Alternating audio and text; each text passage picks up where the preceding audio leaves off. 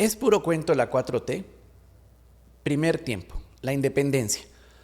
La lucha independentista de México, que tomó de 1810 a 1821, logró triunfar debido a una combinación de factores que involucraron una sólida base social. La opresión y el descontento generalizado hacia el dominio colonial español alimentaron un sentimiento nacionalista y un deseo de libertad en la sociedad mexicana. Aunada a las desigualdades sociales y económicas, la falta de representación política generó un malestar que se extendió entre las diferentes clases sociales, desde los criollos mexicanos de ascendencia española nacidos en América hasta los mestizos y los indígenas. La capacidad de organización y movilización de líderes carismáticos y patriotas fue esencial para el éxito de la independencia. Figuras como Miguel Hidalgo, José María Morelos, Josefa Ortiz de Domínguez, Leona Vicario, Vicente Guerrero e incluso Agustín de Iturbide transmitieron un mensaje de emancipación y unidad de propósito, movilizando a amplios sectores de la sociedad mexicana. La inclusión de campesinos, artesanos y miembros de la clase media en la lucha independentista fortaleció la base social del movimiento y proporcionó un apoyo amplio y comprometido.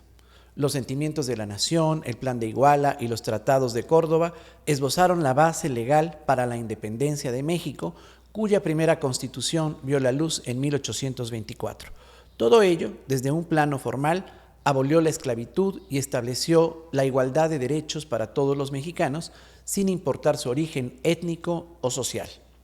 Segundo tiempo, la reforma. La pérdida de más de la mitad del territorio nacional en 1848, aunada al descontento que prevalecía por la injusticia social y por los atropellos del gobierno de Antonio López de Santana, como el desmedido cobro de impuestos sumado a los privilegios de la aristocracia, del clero y del ejército, entre otros factores, dieron pie a la etapa de la reforma en México, que incluyó la Guerra de los 3 años, 1858-1861, luego de que fue promulgada la Constitución de 1857, con la que, además de separar al Estado de la Iglesia y de expropiársele a ésta grandes extensiones de tierra, se garantizaron las libertades de propiedad, trabajo, culto y tránsito. Los líderes más visibles de esta transformación fueron Valentín Gómez Farías, Ignacio Comonfort, Benito Juárez y, en el plano militar, Ignacio Zaragoza y Porfirio Díaz, quienes prestaron a la causa liberal valiosos servicios durante los años en que duró la intervención francesa, de 1862 a 1867, momento para el cual el presidente Juárez contó con el respaldo de amplios sectores de la sociedad, incluyendo a liberales, progresistas de clases medias y sectores indígenas, desempeñando un papel fundamental en la defensa de la soberanía nacional y de las reformas liberales, y consagrándolo así como el líder más destacado de este periodo, que se extendió hasta su muerte en 1872. Tercer tiempo, la Revolución de 1910. Entre 1910 y 1920 se desarrolló la etapa más convulsa de la Revolución Mexicana, que fue un proceso complejo y multifacético, luego de que la dictadura de Porfirio Díaz generó una creciente insatisfacción entre diferentes sectores de la sociedad mexicana, que padecía las consecuencias de la desigualdad económica, la falta de democracia y la concentración del poder en manos de una élite. La Revolución Mexicana contó con líderes carismáticos que desempeñaron un papel crucial en las etapas que se fueron concatenando hasta su triunfo. Figuras como Francisco I. Madero, Emiliano Zapata, Francisco Villa y Venustiano Carranza encabezaron diferentes facciones y movimientos revolucionarios, cada uno con su propio origen, visión y agenda. Estos líderes movilizaron a amplios sectores de la población, especialmente a campesinos, obreros, canalizando su descontento hacia una lucha por la justicia social, la tierra y la democracia. Debe destacarse que también se nutrieron o contaron en distintos momentos con el respaldo de prominentes figuras de la clase media o ilustrada, como los hermanos Flores Magón y los hermanos Cerdán, o de escritores como José Vasconcelos, Martín Luis Guzmán y Mariano Azuela, entre otros. Sin embargo, la rivalidad entre las diferentes facciones revolucionarias generó tensiones y conflictos armados constantes.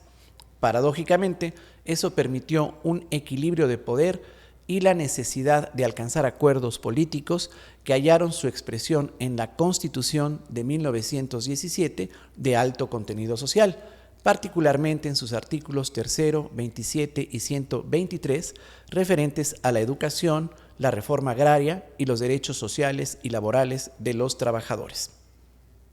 Cuarto tiempo, la cuarta transformación.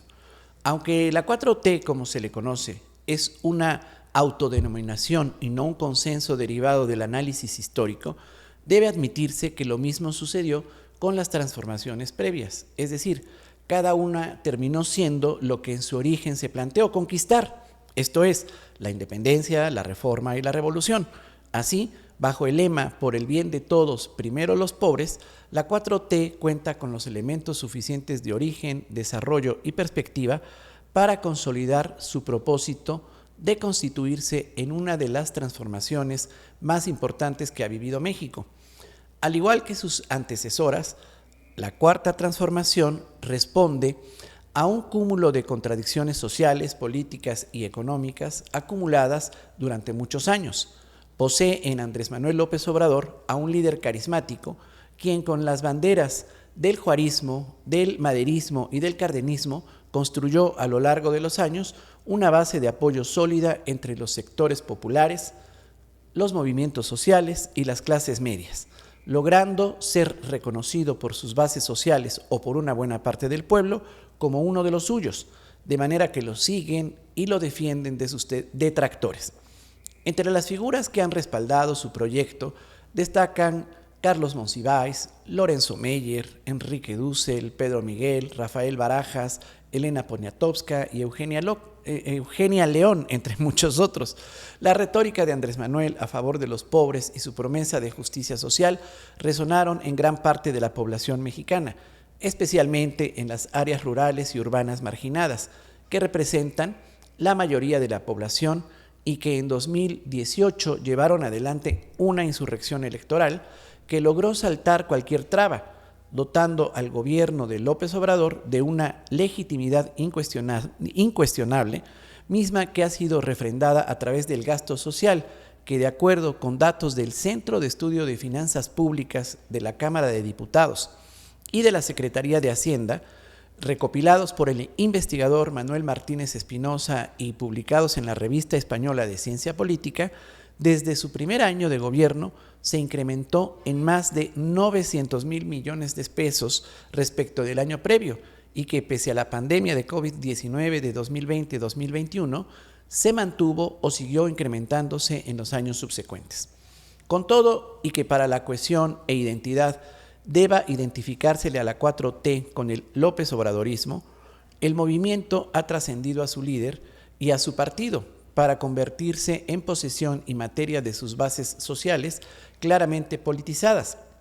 lo que asegura su permanencia en el ideario y en la acción social y colectiva, más allá de las coyunturas electorales que le puedan o no ser favorables, tal como sucedió con el movimiento independentista, con el juarismo y con los ismos identificados de la Revolución Mexicana, incluido desde luego el cardenismo. De manera que si usted es de los que cree que la 4T es puro cuento, sepa que al menos cuenta con los elementos distintivos necesarios para no serlo.